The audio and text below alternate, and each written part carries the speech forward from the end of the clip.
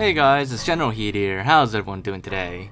So, for today's video, we are going to be tackling the question of what happens if a trip mine explodes during a cutscene in Halo 3.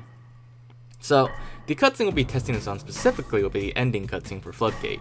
And as you may have noticed, in Halo 3, some things like dead bodies or dropped weapons or active equipment will stay there during the cutscene when it triggers and activates. And you can actually have a lot of fun and mess with cutscenes this way by putting objects in the way of characters or random stuff like that. Well, we wanted to test the question of what if a trip mine that's still left over in the cutscene and still active, what would happen if it exploded during the cutscene? Because if you remember in Halo 1, you could actually mess with a lot of characters this way in cutscenes. So we wanted to see what would happen in Halo 3.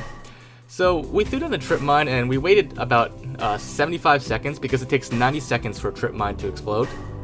So we waited until 75 seconds and then we activated the cutscene, and that gives us about 15 seconds of cutscene time before it explodes during the cutscene. And as you can see, the trip mines are still there, still active, and boom, right there, the trip mines exploded in the cutscene.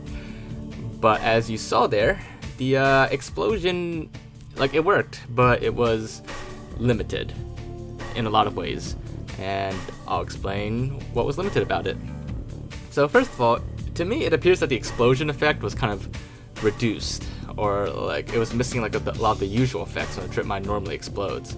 And it was in addition to that effect, it was also missing all the sound effects as well, like the sound effects for beeping while it's still active, the charging up sound effect right before it explodes, and of course, like I said, the full explosion sound effect. So yeah, it seems like during cutscenes it's missing a lot of effects. It might be reduced by the cutscene somehow, but overall it did explode during the cutscene. All of them did, but nothing happened. So we decided to try again just to be sure. We placed the trip mine in a better spot this time, that's closer to Chief and more visible in the cutscene. And once again, we waited about 75 seconds, and then we started the cutscene. So, back in the Halo CE days, there used to be a lot of tricks to mess with cutscenes, and actually real quick, you can see it exploded again right there. And then the other one will explode momentarily. But back in the CE days, there was a trick where you could for example, on Mission Assault in a control room, you could actually splatter Master Chief with a Banshee during a cutscene. And that would lead to some really funny results. He would actually die in the cutscene, but the cutscene would still try to reanimate his dead body, and it would just give you really hilarious results, basically, because his body's dead, but it's still semi-animated, but not really animated. So there was a lot of cases in Halo 1 where you could do that. But in Halo 3, the cutscenes seem to be a lot more solid, so to speak. As in, you could still, mess with it a little bit by putting objects in the cutscenes, maybe vehicles or other equipment and stuff like that.